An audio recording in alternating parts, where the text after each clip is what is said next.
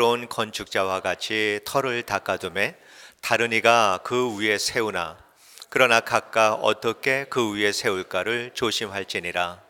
이 닦아둔 것 외에 능히 다른 터를 닦아둘 자가 없으니 이 터는 곧 예수 그리스도라. 아멘. 예, 우리가 22절 말씀, 또 13절 말씀을 제가 또 이어서 읽어드리겠습니다. 만일 누구든지 금이나 은이나 보석이나 나무나 풀이나 짚으로 이 터 위에 세우면 각 사람의 공적이 나타날 터인데 그날이 공적을 밝히리니 이는 불로 나타내고 그 불이 각 사람의 공적이 어떠한 것을 시험할 것임이라.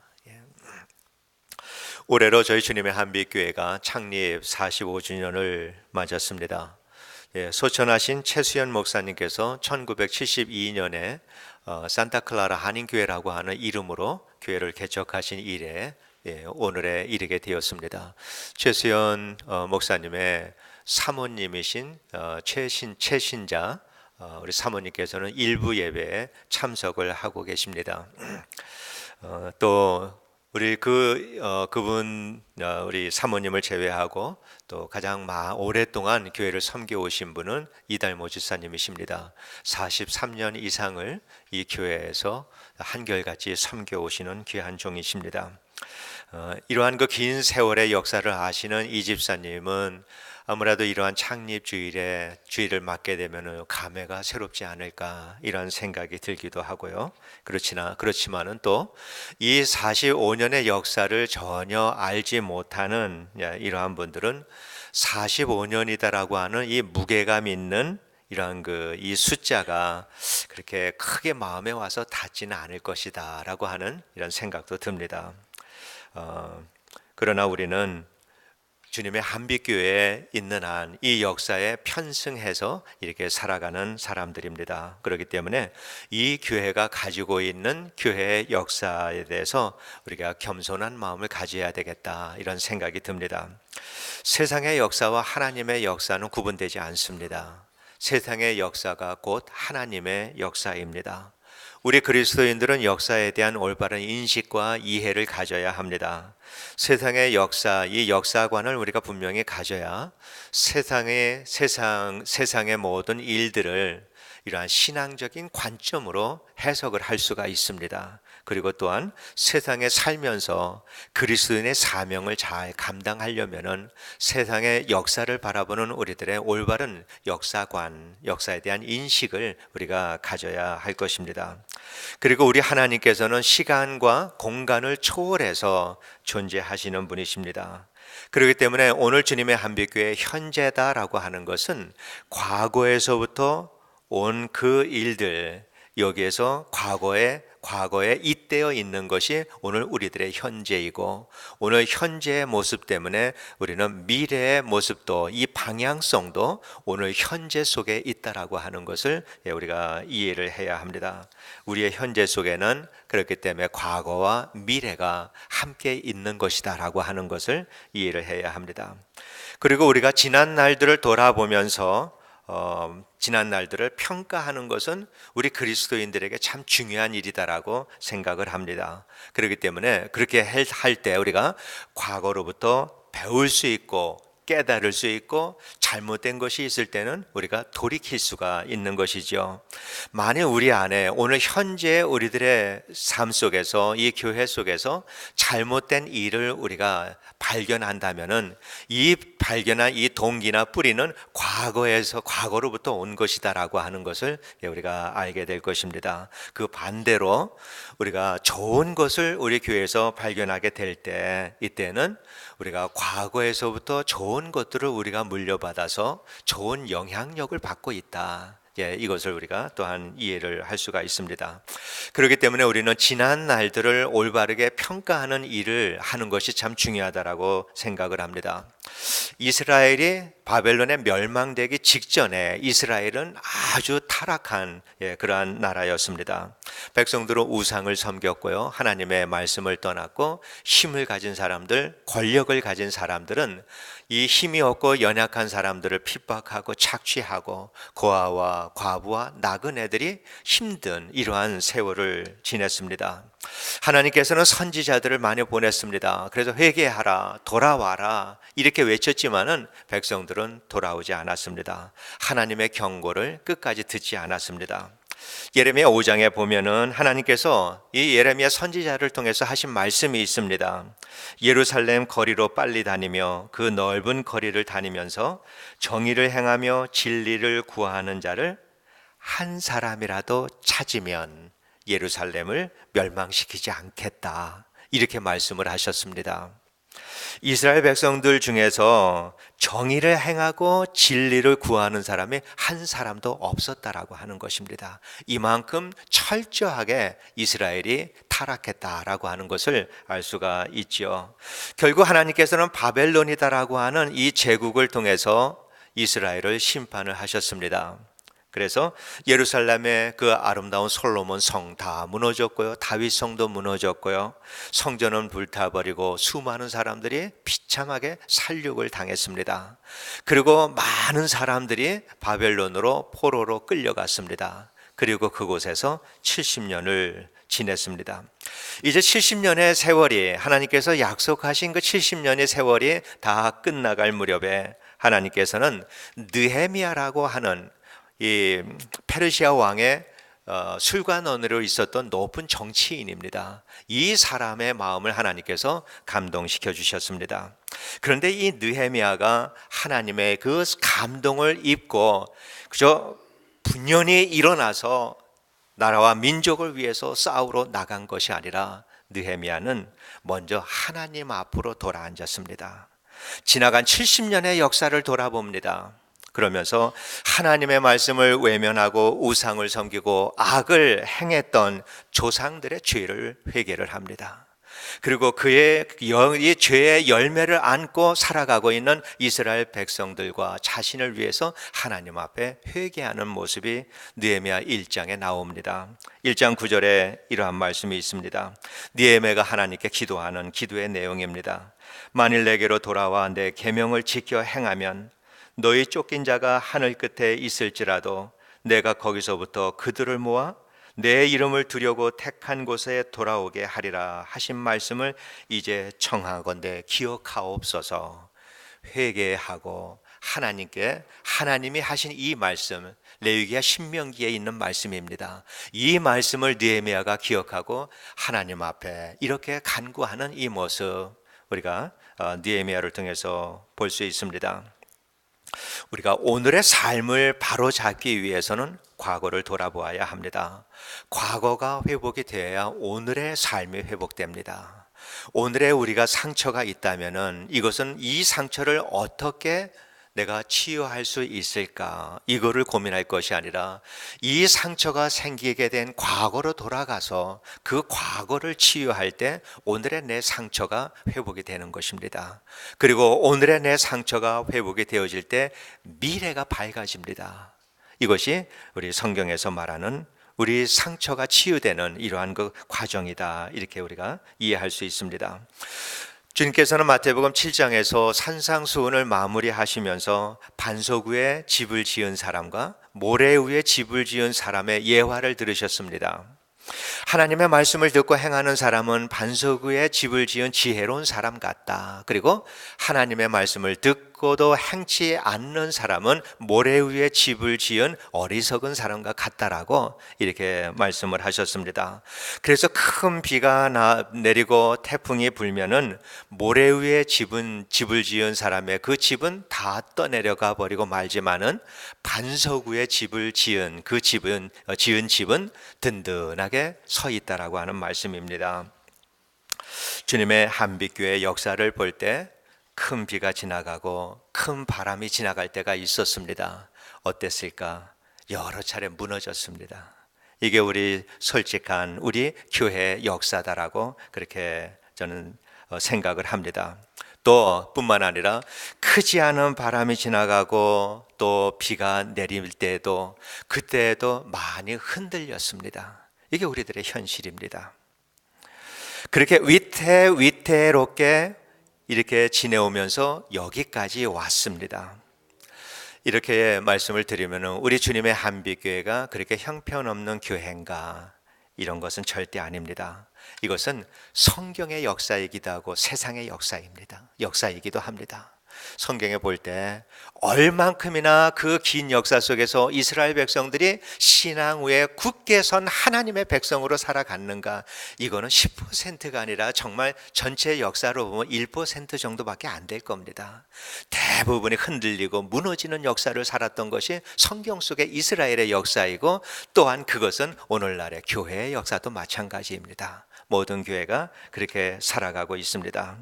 이스라엘의 성전이나 이 땅의 교회나 시련과 고난 가운데서 많이 흔들리면서 여기까지 왔습니다. 그런데 이스라엘 백성들과 저희하고 다른 점은 있습니다. 뭐가 다른가? 이스라엘 백성들은 해마다 6월절이 돌아오면 쓴 나물을 먹고 그 뻑뻑한 이 이스트를 넣지 않는 그 무교병 그 빵을 먹습니다. 그리고 나뭇가지로 얼기설기 얽어서 만든 초막을 짓고 지금도 일주일을 그 초막 안에서 지냅니다.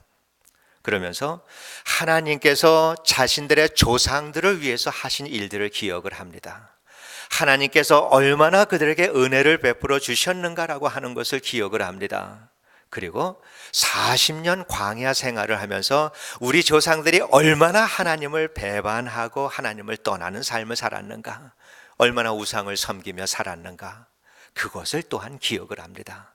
그래서 구원에 대한 감사와 하나님의 은혜에 대한 그 용서를 백성들은 기억을 하면서 지금도 해마다 6월절이 되면 그 일을 하고 있는 것입니다.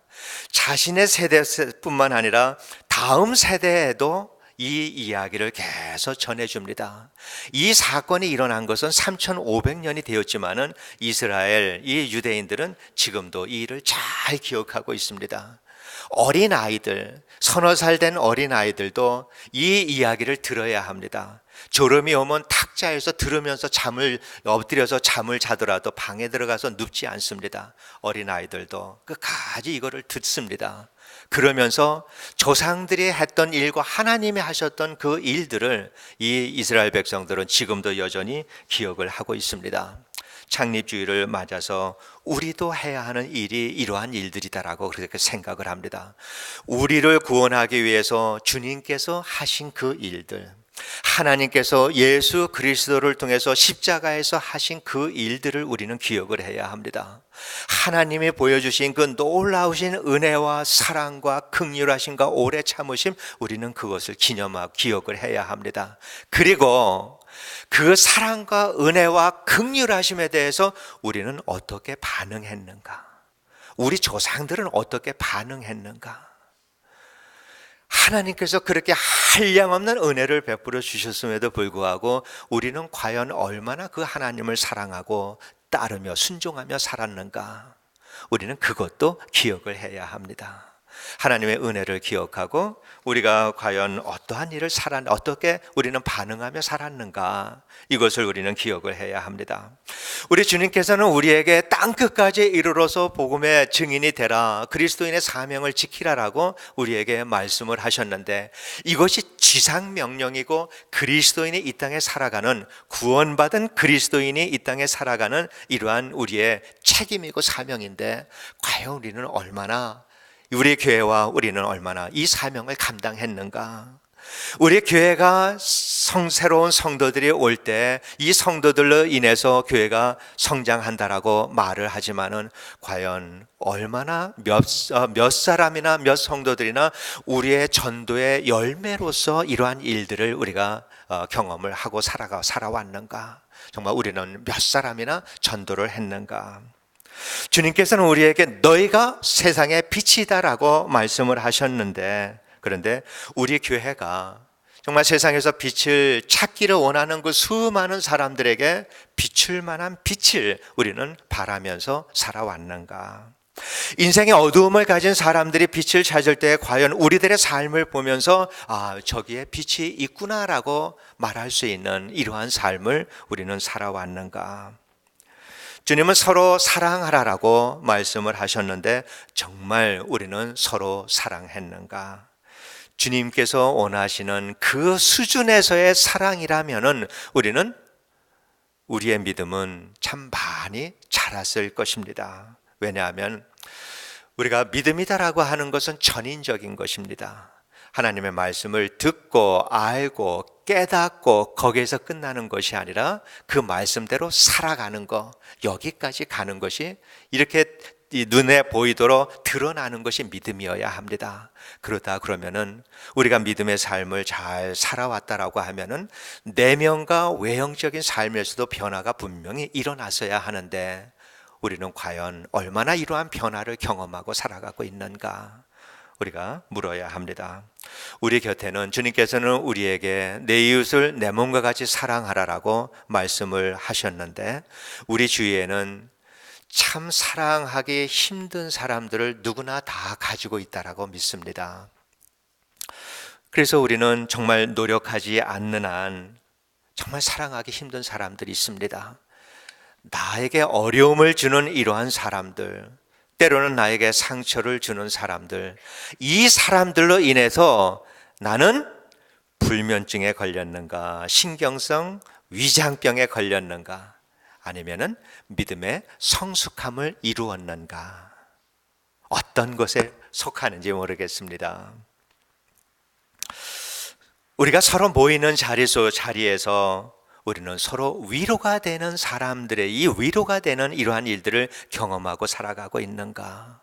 교회를 위해서 기도하고 또 위로를 찾는 사람들을 위해서 기도하고 우리가 모이는 곳들마다 그곳에는 성령의 역사가 있고 위로의 영이 있어서 우리의 마음이 회복되고 치유되는 역사를 우리는 경험하고 살아왔는가? 또한 우리가 우리 자신들에게 질문을 해야 합니다.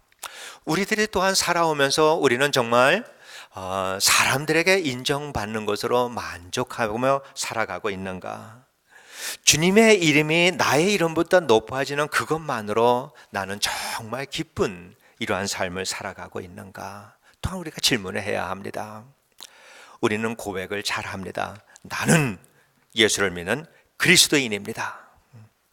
나는 하나님을 사랑합니다. 그리고 찬양하고 고백을 합니다. 이렇게 말하는 것에 익숙하지만은 그러나 우리들의 이 신앙 고백이 정말 사회적인 의미를 얼마나 가지고 있는가? 이 말씀은 내가 은혜를 받고 신앙의 고백을 하는 그 일로 인해서 얼마나 다른 사람들에게 영향력을 주고 있는가? 다른 사람들의 변화에 내 삶이 어떻게 이용되고 있는가? 그래서 내가 구원받고 내가 그리스도인이 된 것이 이 땅에 사회적인 영향력을 나는 발휘하며 살아가고 있는가? 우리는 또한 물어야 합니다. 신앙과 실천이 하나로 묶여져야 하는데 우리가 그러한 삶을 잘 살지 못합니다.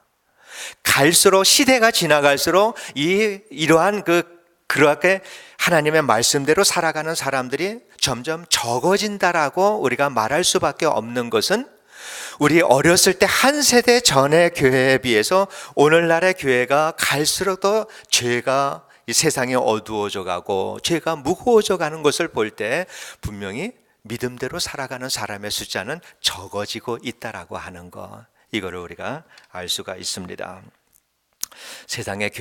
이 교회는 세상의 한가운데 놓여져 있습니다. 그런데 이 빛을 잃어가고 있습니다. 그것이 현대 교회와 그리스도인들의 모습입니다. 성도 여러분, 하나님께서 가장 기뻐하실 때가 언제일까? 성경을 보니까 누가복음 15장 7절에 죄인 한 사람이 회개하고 하나님께 돌아올 때 회개할 것이 없는 99사람 그 사람을 위해 기뻐하는 것보다도 훨씬 더 기뻐하신다라고 하는 것을 보면은 하나님이 정말 기뻐하시는 것은 죄인들이 회개하는 것이다. 이런 것을 우리가 알 수가 있습니다. 그래서 우리가 이스라엘의 역사를 보고 또 지나간 과거의 이 교회의 역사들을 우리가 돌아볼 때 엄청난 성령의 역사로 교회가 깨어지고 영적 부흥이 일어났던 그때 항상 그 앞에는 회개의 역사가 있었다라고 하는 것을 우리가 알 수가 있습니다. 그 회개의 역사가 있음으로 인해서 영적인 부흥이 일어나고 회복이 되고 치유가 되는 이러한 놀라운 역사가 일어났던 것입니다. 우리가 창립주일에 해야 할 것은 무엇보다도 회개하는 일이다. 이렇게 생각을 합니다. 우리가 무엇을 위해서 회개를 해야 하는가? 우리는 그렇게 생각할 만큼 깨끗하게 살지 못합니다. 우리는 잠깐만 생각해도 회개할 것이 참 많습니다.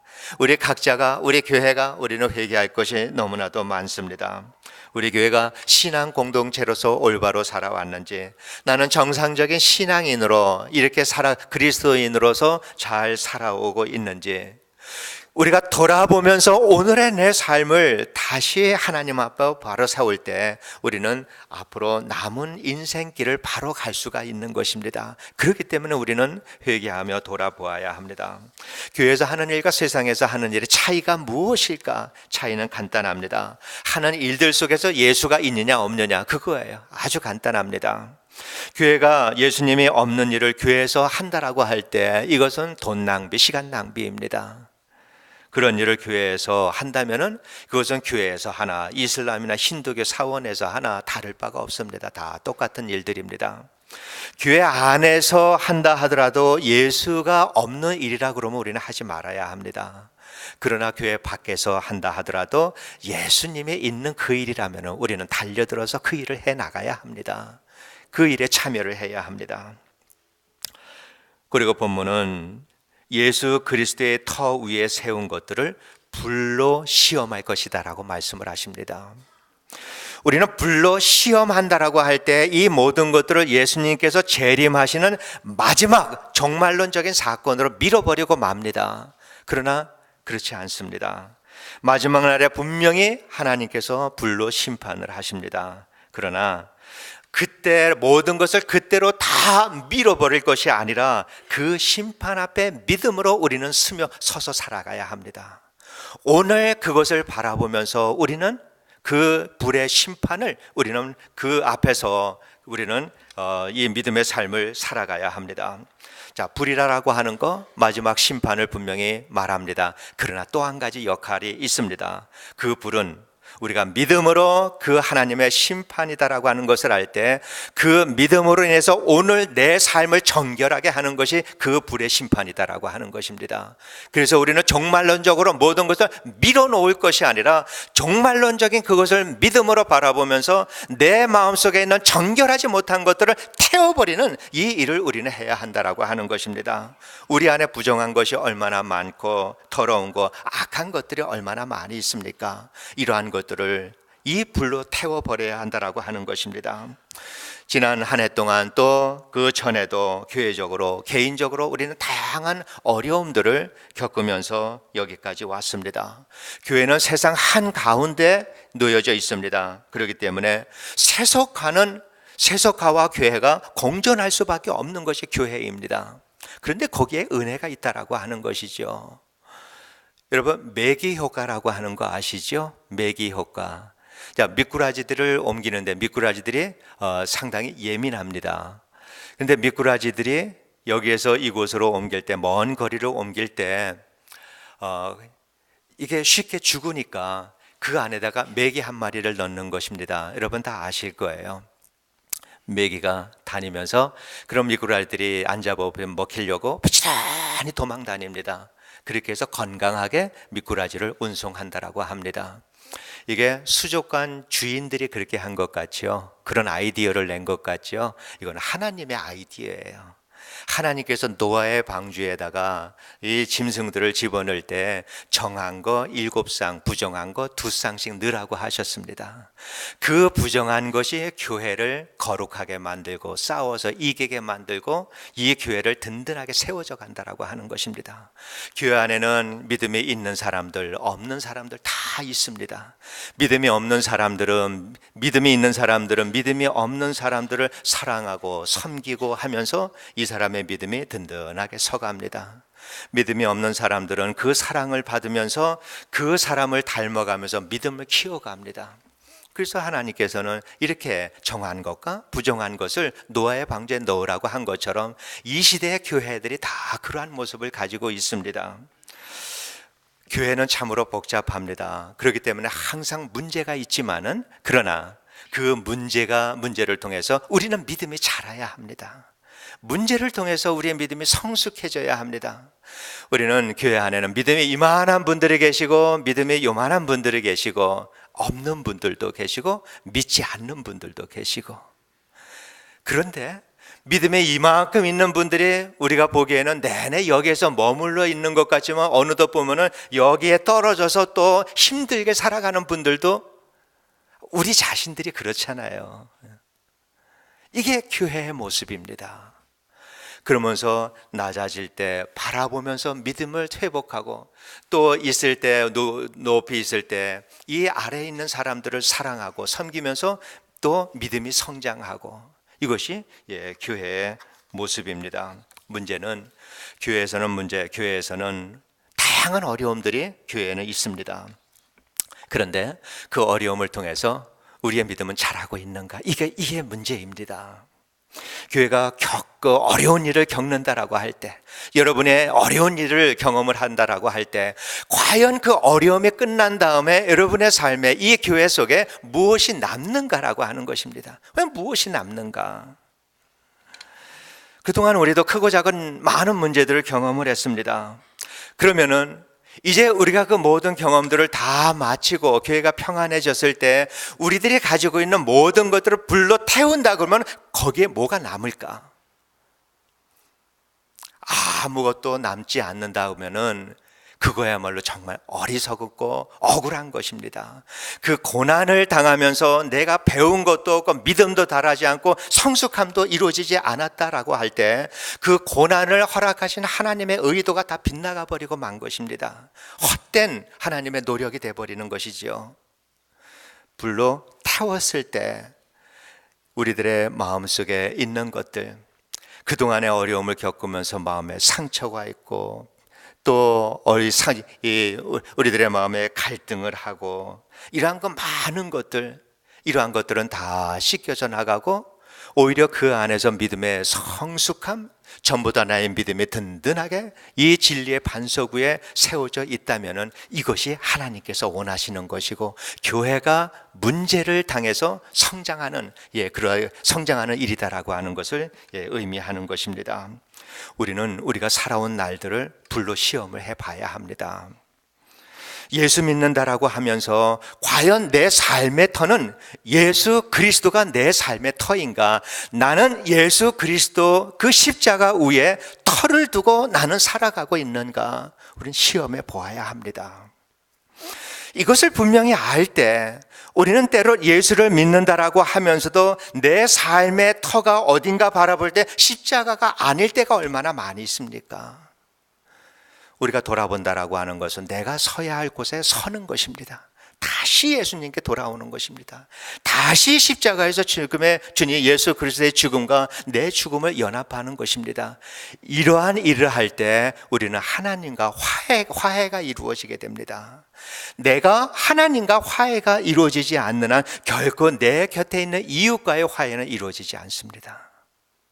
만약에 화해가 이루어진다라고 하면은 그거는 예수 이름 아니래도 이룰 수 있는 것들입니다.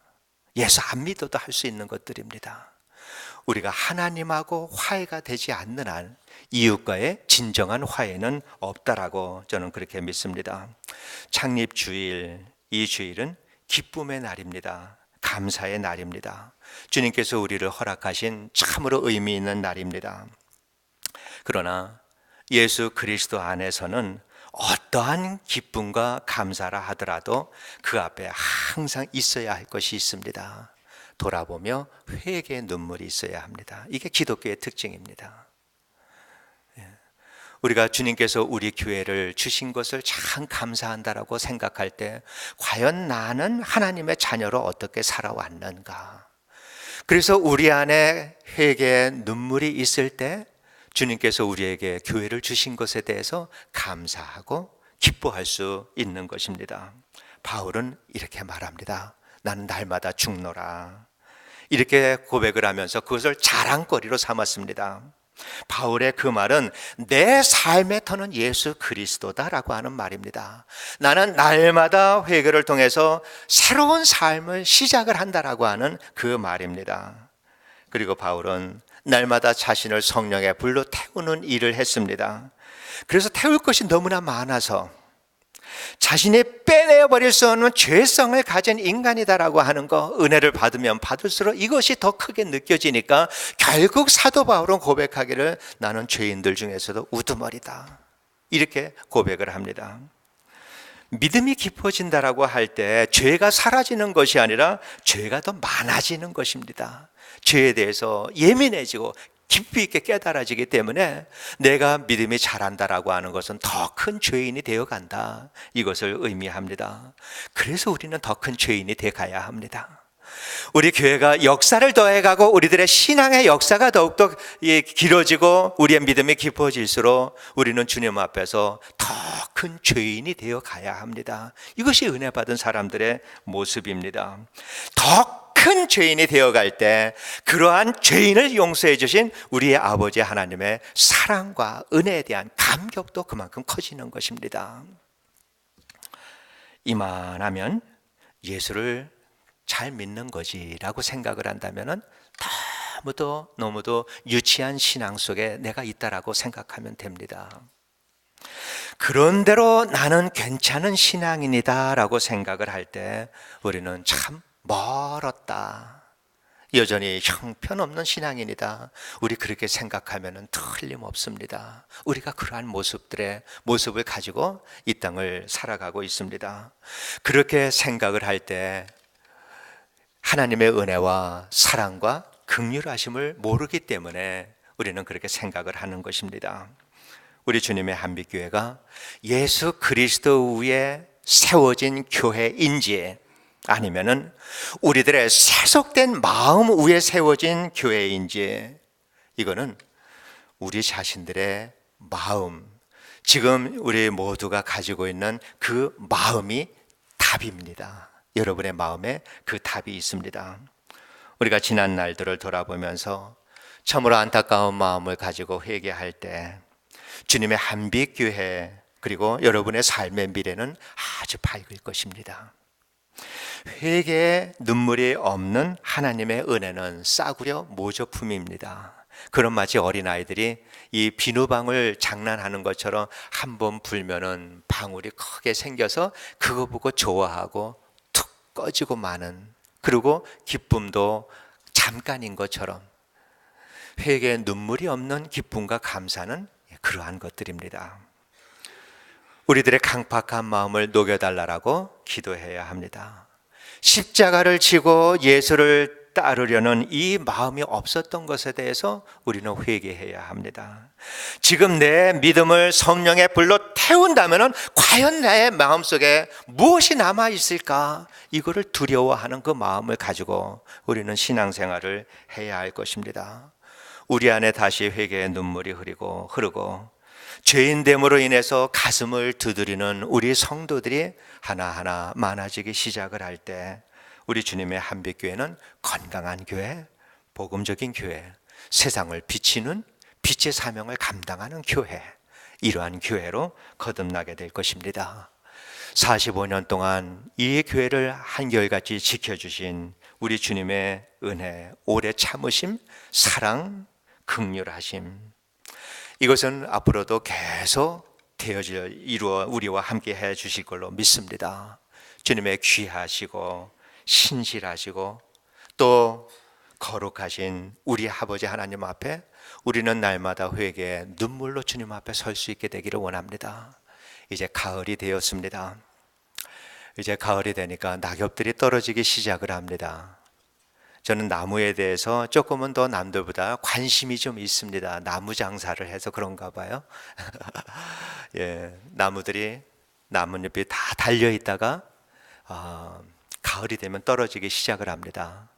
그러면 그 나무들의 낙엽이 다 떨어지면은 그 낙엽이 지면을 덮습니다.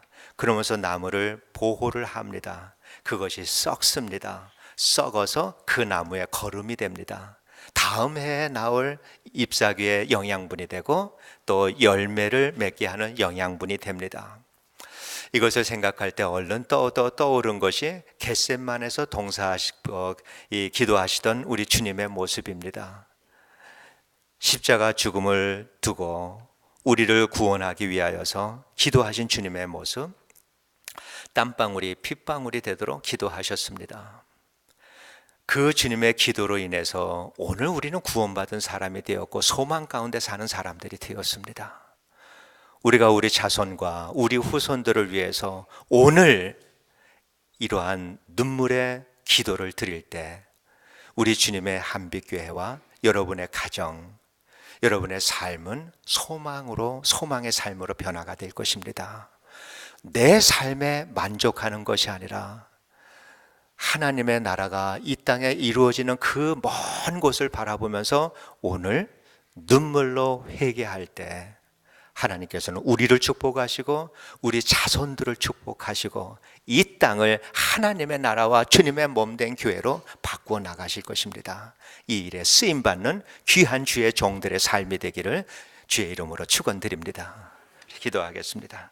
은혜로우신 아버지 하나님, 45년 전에 이 교회를 세우시고 세상적으로 보면 많은 우여곡절을 겪으면서 여기까지 왔지만은 돌아볼 때마다 한순간도 하나님의 은혜가 없었던 적이 없는 것을 저희들이 보게 됩니다. 그 속에서 우리들의 불중함과 게으름과 믿음 없음을 또한 보게 됩니다. 아버지 하나님, 우리가 창립주의를 맞아서 돌아보며 오늘을 회복하게 하시고 오늘 우리가 올바른 믿음의 삶을 회복하여서 우리 다음 세대에는 참 아름다운 믿음의 신앙 공동체를 넘겨줄 수 있을 만큼 회복된 교회를 세워나가는 귀한 종들의 삶이 되게 하여 주시옵소서. 한 분 한 분 우리 성도님들을 축복해 주셔서 어느 곳에 있든지 그곳에서 너희가 세상의 빛이다라고 말씀하셨던 주님의 그 말씀대로 세상을 비추고 많은 사람들에게 빛의 사명을 감당하는 이러한 삶을 넉넉하게 살아낼 수 있는 우리 모든 성도님들 되게 하여 주옵소서. 예수님 이름으로 기도드리옵나이다. 아멘. 우리 다